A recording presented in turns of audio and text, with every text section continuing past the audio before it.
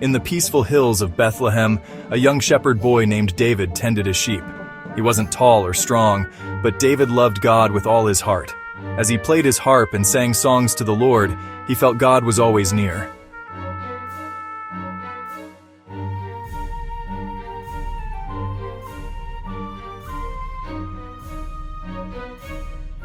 One day, the prophet Samuel came to David's home.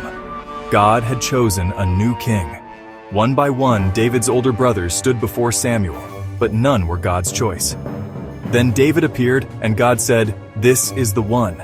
Samuel anointed him, and the Spirit of God filled David.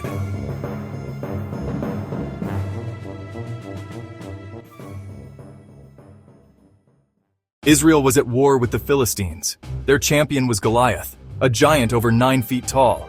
He challenged Israel every day, "Send me a man to fight." But all the soldiers were afraid. David visited the battlefield and heard Goliath's challenge. "Why is no one fighting him?" he asked. "Why is no one fighting him? I will fight the giant." His brothers laughed, but David believed God would help him win. David picked up 5 smooth stones. As Goliath mocked him, David said, "You come with sword and spear. I come in the name of the Lord."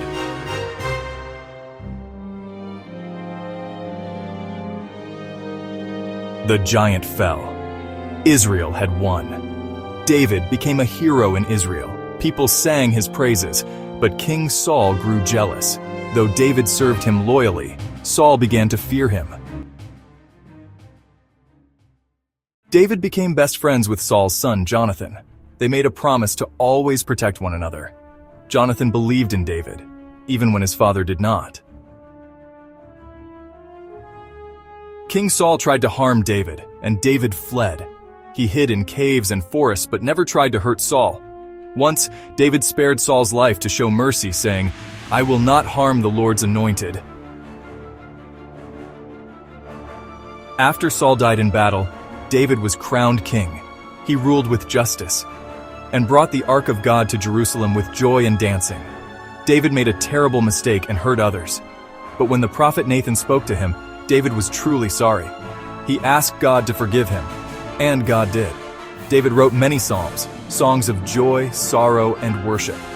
God promised David that one day a Savior would come from his family. That Savior was Jesus. Before David died, he told his son Solomon, "Follow God with all your heart." Though David had victories and mistakes, he always returned to God. That's why he is remembered as a man after God's own heart.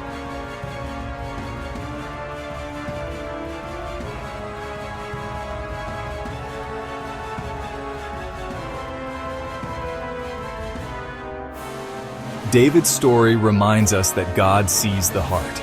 With faith, courage, and a humble spirit, even the smallest person can do great things.